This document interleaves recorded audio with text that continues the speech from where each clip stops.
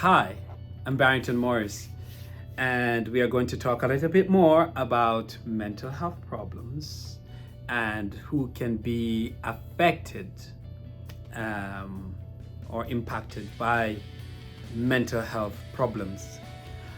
Who can develop mental health problems? These problems affecting only individuals who are poor, or individuals who have experienced trauma, or individuals who are in homes with very difficult situations, who are likely to develop mental health problems. Are mental health problems specific in regards to a certain group or race? Are blacks more likely to develop mental health problems than whites?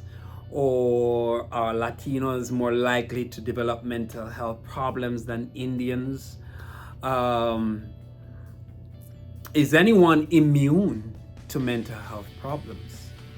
The truth is, whoever you are, whether you are the Princess of Wales or the King of England or the President of the United States of America, or you are a child, or you're white or black or Latino or Indian, Asian, whatever, pink, yellow, green, whether you're green as Shrek or like the background here, I don't care who you are. The truth is you can develop mental health problems.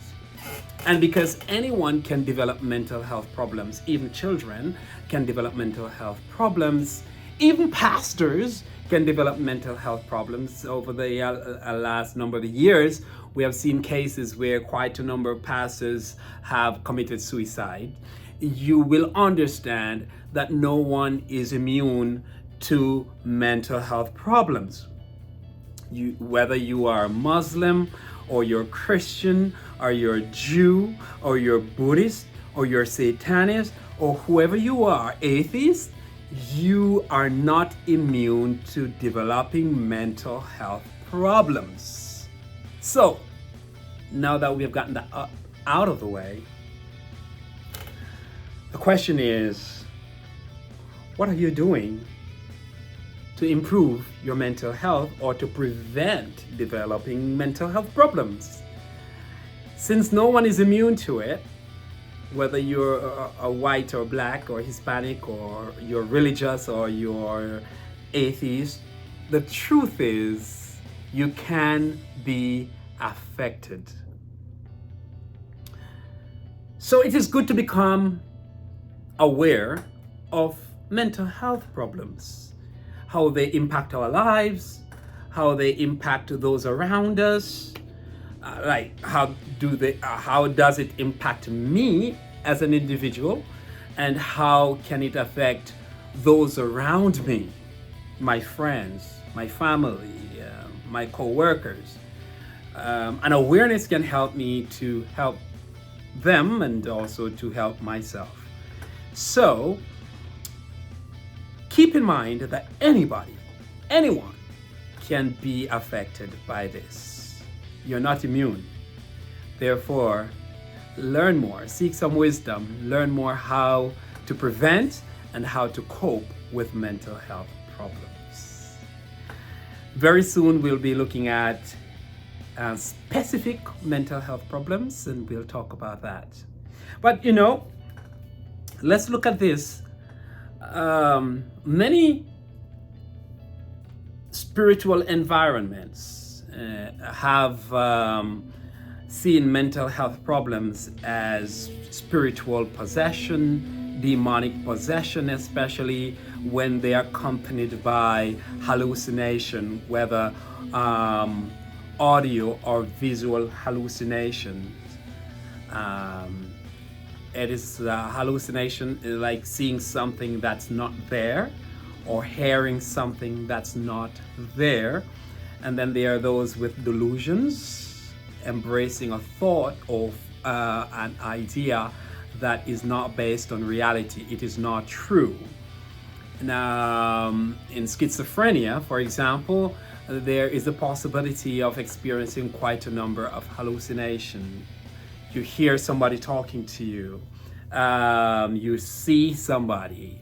And what happens is that individuals tend to, or Christians or spiritual leaders, tend to see these events or happening, these symptoms, as demonic. And they'll say that somebody is possessed by a demon. Interestingly, too, if your depression, there are times when major depressive disorders could could be seen with features, psychotic features where people hallucinate or hear things and so on, depending on the nature or the gravity of the depression. With individuals, especially in cultures that are very spiritual, and I'm a person that believe in spirituality, healthy spirituality, it is important to know what is mental health and what is not mental health.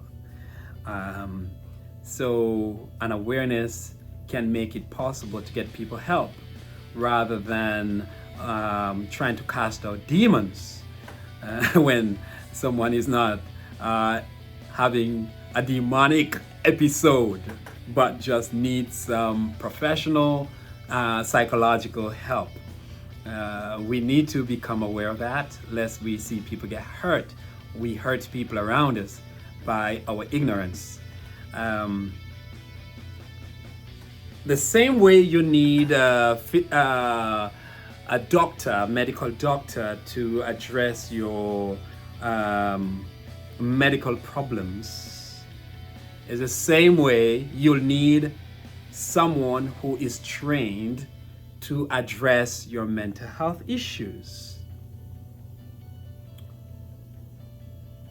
See, a doctor could treat your symptoms when it comes to anxiety, but that does not address the anxiety in totality, because a lot of our anxieties are based on irrational beliefs, or could be based on holding on to a trauma because that trauma was not properly dealt with, it was not addressed, and as a result of that, they continue to haunt us and affect our belief system.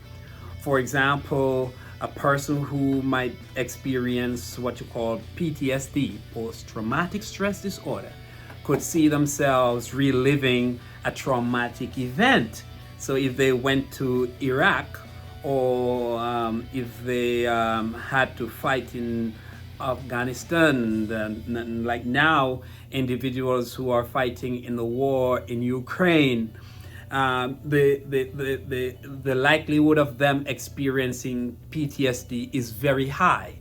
So after a war, there are times when anything that sounds like bombing could trigger the individual, where they start to relive the combat experience. And this is what they could experience a lot of nightmares, where they continue to dream about it. And these are ways in which traumatic events could impact an individual's life, causing them to be extremely anxious, fearful, and becoming very withdrawn as they try to avoid reliving the experience. Medication can help to deal with the symptoms, but they oftentimes don't deal with the core of the problems. And that's when the intervention of a psychotherapist and our psychologist might be needed to help the individual process the trauma that they experienced. So, we should not try to spiritualize everything. You need a physician because you're having a backache or headache, or you need to see a dentist because you're having a toothache, or other, oral problems, you need a physician to address your other physical problems, medical problems.